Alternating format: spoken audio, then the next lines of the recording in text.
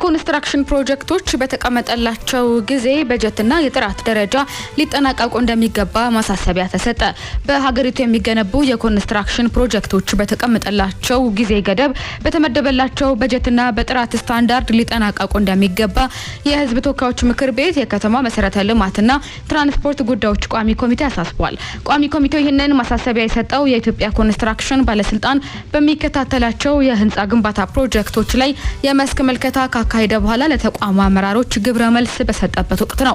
ቋሚ ኮሚቴው በፌዴራል ጠቅላይ ፍርድ ቤት፣ በፌዴራል ሰነዶች ማረጋገጫና ምዝገባ ኤጀንሲ፣ በኢትዮጵያ ሲቪል አቪዬሽን ባለስልጣን እንዲሁም በኮተቤ ትምህርት ዩኒቨርሲቲ የህንጻ ግንባታ ፕሮጀክት ላይ ተዘዋውሮ የተመለከተ ሲሆን እነዚህ ፕሮጀክቶች በፍጥነት ተጠናቀው ለአገልግሎት እንዲበቁ ሁለንተናዊ ጥረት ሊደረግ እንደሚገባ አቅጣጫ ሰጥቷል።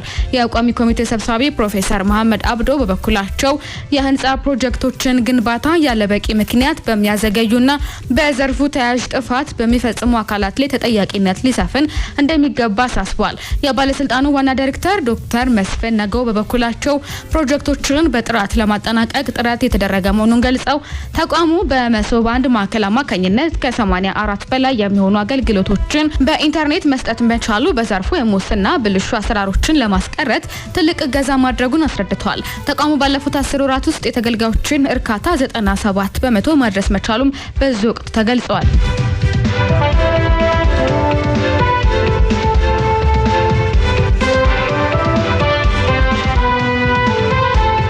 የጭንቅላት ቀዶ ጥገና ህክምናን በሀገር ውስጥ ለማሳደግ የሚያግዝ የከፍተኛ ህክምና መሳሪያዎች ድጋፍ ተደረገ። ለጭንቅላትና ለህብረሰረሰር ቀዶ ጥገና አገልግሎት የሚውሉና ከ180 ሚሊዮን ብር በላይ ወጪ የተደረገባቸው 3 ዘመናዊ የኒውሮሰርጂካል ማይክሮስኮፖች ድጋፍ መደረጉን የጤና ሚኒስቴር አስታውቋል። የጤና ሚኒስትር ዴታ ወይዘሮ ፍሬህይወት አበበ በተገኙበት የተረከቡት ይህ የህክምና መሳሪያዎች ድጋፍ የማህበረሰቡን የጤና ተደራሽነት ለማጎልበትና በዘርፉ የሚሰጠውን የህክምና ትምህርት ይበልጥ ለማሳደግ የሚረዳ መሆኑን በትላንትናው ዕለት የጤና ሚኒስቴር አስታውቋል። እነዚህ ዘመናዊ መሳሪያዎች ለባህር ዳር፣ ለጎንደርና ለሀረማያ ዩኒቨርሲቲ ሆስፒታሎች ተደራሽ እንደሚደረጉ ሚኒስትር ዴታው ጠቁመዋል።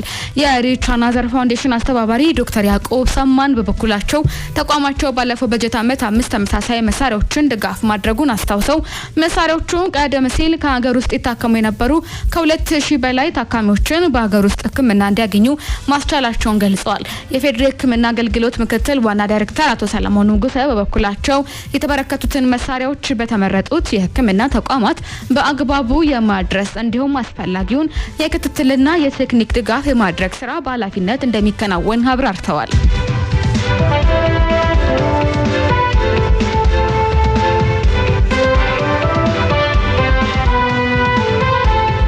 በትራንስፖርት አገልግሎት ላይ አድማ እንዲደረግ መመሪያ የሰጡ የማህበር አመራሮችና አሽከርካሪዎች በቁጥጥር ስር ዋሉ።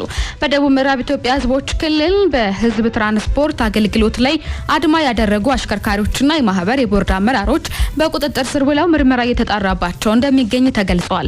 በክልሉ በሚገኙ 6 ዞኖች ውስጥ የሚታየውን ህገወጥ ከታሪፍ በላይ ማስከፈልና ትርፍ መጫንን ለማስቆም የተጀመረውን የህግ ማስከበር ዘመቻ ተከትሎ ከ700 በላይ አሽከርካሪዎች ላይ ጥብቅ የቅጣት እርምጃ ተወስዷል። የክልሉ ፖሊስ ኮሚሽን የትራፊክ አደጋ መከላከልና ቁጥጥር ዳይሬክተር ረዳት ኮሚሽነር መኮንን መንገሻ እንደገለጹት በካፋ ዞን የትራንስፖርት ቁጥጥር ለምን ይደረግብናል በሚል አድማ ያደረጉ 110 የህዝብ ትራንስፖርት ተሽከርካሪዎች ከስምሪት ታግደው እያንዳንዳቸው 6000 ብር እንዲቀጡ ተደርጓል። በተመሳሳይ በቤንች ሸኮ ዞን 14 አሽከርካሪዎች የታሰሩ ሲሆን ተሽከርካሪዎቻቸው ለ48 ሰዓታት ከስምሪት እንዲታገዱም ተደርጓል።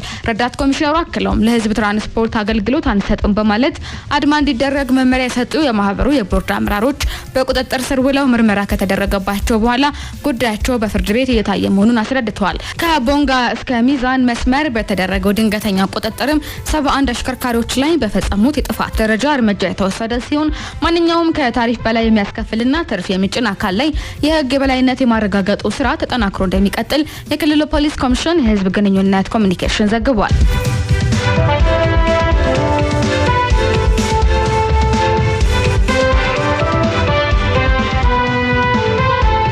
ቀጥለናል አድማጮቻችን አሁን ደግሞ ከባህር ማዶ ዳገኘናችሁ ስናመራ አፍሪካን ቀዳሚ እናድርግ።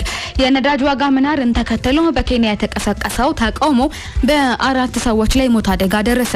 በኬንያ ነዳጅ ዋጋ መናርን ተከትሎ የተቀሰቀሰውና ለሁለት ቀናት በቆየው ብርቱ ተቃውሞ ምክንያት ቢያንስ የአራት ሰዎች ሕይወት ካለፈ በኋላ ሀገር አቀፍ የህዝብ ትራንስፖርት አድማ ለአንድ ሳምንት መቋረጡ ተገልጿል። የአድማው ለጊዜው መቋረጥ ከመንግስት ጋር አዲስ ውይይት ለመጀመር እድል የፈጠረ ሲሆን ባለፉት ቀናት በተደረጉት ተቃውሞዎች ከ30 በላይ ሰዎች ላይ የአካል ጉዳት ደርሷል። የትራንስፖርት አድማ በመላ ሀገሪቱ ያሉ የትራንስፖርት አገልግሎቶችን ሙሉ በሙሉ ያደናቀፈ ሲሆን በዋና ከተማዋ ናይሮቢ በሚገኙ የአውራ ጎዳናዎች በትራንስፖርት ሰራተኞችና በተቃዋሚዎች ተዘግተው ውለዋል።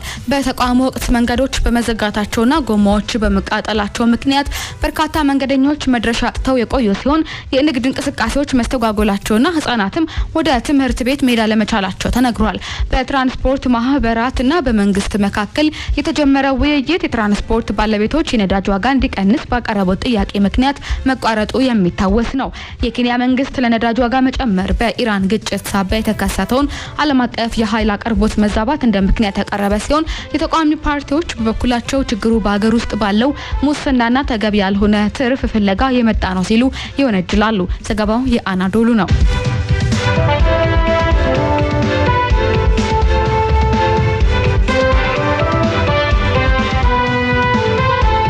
የሆርሙዝ ባህረ ሰላጤ መዘጋት በዓለም ላይ ከፍተኛ የምግብ ዋጋ ቀውስ ሊያስከትል እንደሚችል ፋኦ አስጠነቀቀ።